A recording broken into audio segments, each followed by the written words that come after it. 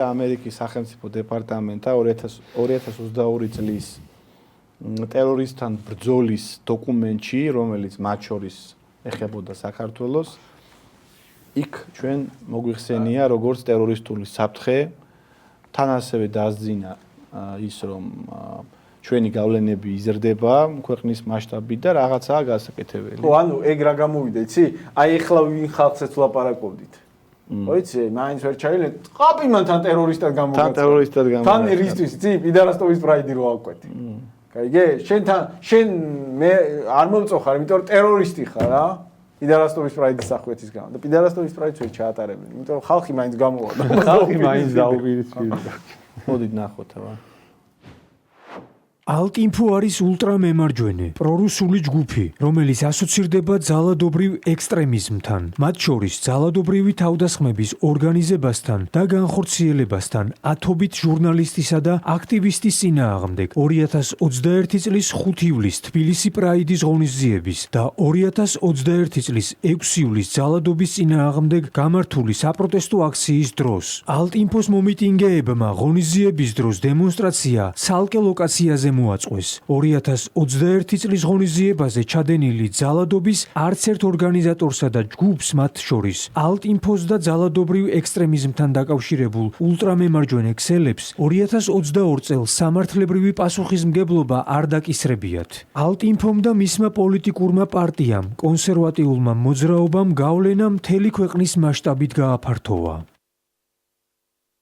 ხო, ნუ ეს არის რა, ძალიან სამართლიანები და ობიექტური. ამასაც მოვესწარით. ტერორისტებად გამოგვაცხადეს რა. აი როგორ რას უძლებთ რა. როგორ ამერიკა რო ტერორისტად გამოგაცხადებს, ნერვები არ გინა ეხლა რო მაგაზე. როგორ გაფარჩაკდა ეს ამერიკამ ბაიდენის ხელში რომ ადრე ამერიკა რო ვიღაცას ტერორისტად გამოაცხადებდა, იმას დარხეული ქონდა უპილოტო საფრენი აპარატი ესრო და რაკეტას. ეხლა აგერ ვზივართ, რა ვიცი, აფერი. გინდა ამერიკას უთქვია რამე და გინ კატას გაუკუებია ბოდიში მაყურებელთან. ეგეთ მაგ დონემდე დაეცა ეს ქვეყანა ძინარე ჯოს ხელში. თან მოწინააღმდეგე ფლანგი, სხვა ვექტორები გაძლიერდნენ რუსეთი, ჩინეთი და აღარ ითვალისწინებენ. მოდი პრინციპში უკვე მიუახლოვდით დეკემბრის დასასრულს დღევანდელ პერიოდს და ყველაზე აქტუალურია ცხადია ლაშა შარუხიას შემთხვევა, როდესაც აი გაუგონარი რაღაცა ჩაიდინა ხელისუფლებამ იმისთვის, რომ უბრალოდ გარკვეული ქულები ჩაეწერა დასავლეთის წინაშე და დემონსტრაციული ძალა ეჩვენებინა კონსერვატორებისთვის, ეს ახალგაზრდა პატრიოტი კაცი დროშის დაწვის გამო, რომელიც მაქსიმუმ რასაც ითვალისწინებს ადმინისტრაციული სამართალდამტარღვევათა კოდექსით არის 1000 ლარიანი ჯარიმა. ეს ამ ადამიანს ედავებიან ქონების დაზიანებას, ან რა ქონება დაზიანდა ისეთი თქვენ დალოცვილებო, რომ რაღაც 6 წლით ემუქრებით თავისუფლების აღკვეთას.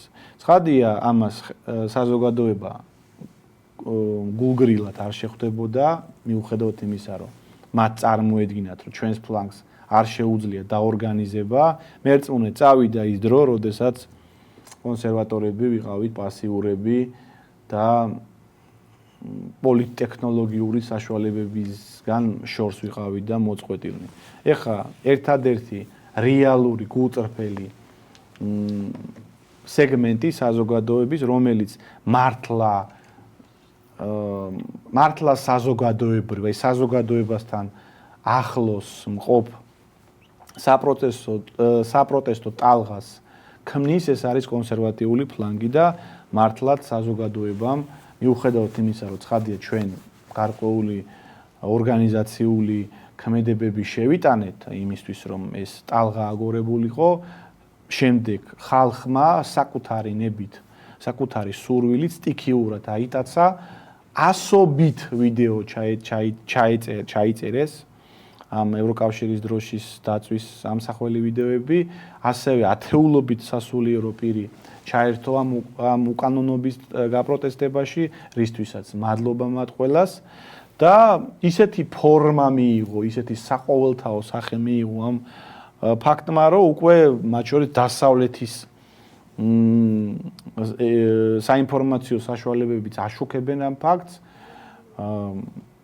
როგორც მაგალითად ევროპის წამყვან მედიებში, ასევე რუსეთშიც ძალიან გავრცელდა ეს ინფორმაცია და აი ამ ფორმით ლაშას მიმართ საყოველთაო მხარდაჭერამ გარკვეული შედეგი გამოიღო, დიდი იმედით ველოდებით, რომ პირველივე სხდომაზე ხელისუფლება ერთადერთ გონიერ გადაწყვეტილებას მიიღებს და ამაში მათ შორის ეკლესიის შუადღომლობით იმედია, ეკლესიასაც გაითვალისწინებს ეს მთავრობა და ლაშა დაუბრუნდება საკუთარ ოჯახს.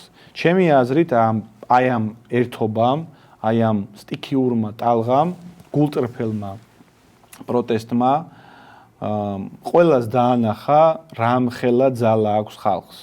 აი ჩვეულებრივ ხალხს, არა სამოქალაქო აქტივისტებს და ვიღაცა მაიმუნებს, შუბზე რო აწერიათ, რომ ფულის გამო არიან სადღაც შეკრებილები, არამედ ჩვეულებრივი ხალხი გულწრფელი მართლა აი რეალური პროტესტით ამას ყოველთვის ძალა ჰქონდა და მე დარწმუნებული ვარ ლაშა ძალიან მალე დაუბრუნდება საკუთარ ოჯახს.